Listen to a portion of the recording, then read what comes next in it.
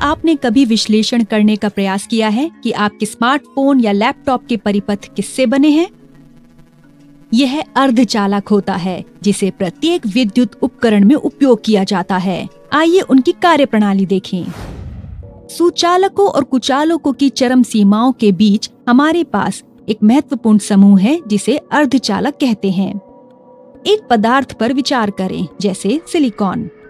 कमरे के ताप पर इसके केवल कुछ संयोजी इलेक्ट्रॉन अपने बंध से मुक्त होने में सक्षम होते हैं। इसके कारण सिलिकॉन में कम संख्या में मुक्त इलेक्ट्रॉन होते हैं।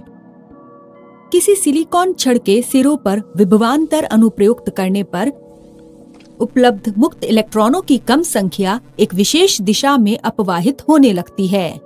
वे कम मात्रा में विद्युत धारा का निर्माण करते हैं जिसे एक सुग्राही विद्युत धारा मीटर द्वारा संसूचित किया जा सकता है। वे पदार्थ जिनमें मुक्त इलेक्ट्रॉन की संख्या कम होती है, जिस कारण उनमें कम मात्रा में विद्युत धारा प्रवाहित होती है, उन्हें अर्धचालक कहते हैं। विद्युत धारा की इस कम मात्रा का कोई व्यावहारिक अनुप्रयोग नहीं है।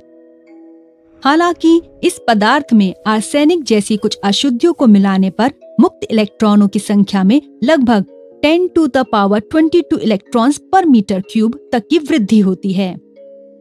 इस प्रकार किसी अर्धचालक की चालकता में वृद्धि की जा सकती है। किसी अर्धचालक में उसकी चालकता बढ़ाने के उद्देश्य से अशुद्धियां मिलाने की इस प्रक्रिया को अपमिश्रण कहा जाता है। अर्धचालक के ताप में वृद्धि करके भी उसकी चालकता में वृद्धि की जा सकती है। सिलिकॉन के अतिरिक्त जर्मेनियम अर्धचालक का एक अन्य उदाहरण है जिसका ट्रांजिस्टरों में व्यापक रूप से उपयोग किया जाता है।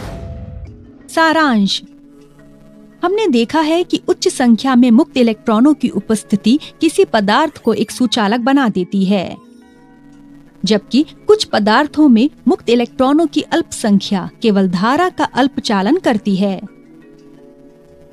इन पदार्थों को अर्धचालक कहते हैं। किसी पदार्थ में मुक्त इलेक्ट्रॉनों की अनुपस्थिति उसे कुचालक बना देती है। इसलिए किसी पदार्थ में मुक्त इलेक्ट्रॉनों की मात्रा के आधार पर हम उन्हें सुचालक, अर्धचालक और कुचालक में वर्गीकृत कर सकते हैं। अर्धचालक इसीलिए आधुनिक अर्थव्यवस्था की जीवन रेखा है। हमारे द्वारा उपयोग किए जाने वाले सभी इलेक्ट्रॉनिक उपकरण प्रत्यक्ष या अप्रत्यक्ष रूप से अर्धचालकों पर निर्भर हैं। क्या आप जानते हैं अर्धचालकों में संचालन कैसे होता है? अधिक जानने के लिए बने रहें हमारे साथ।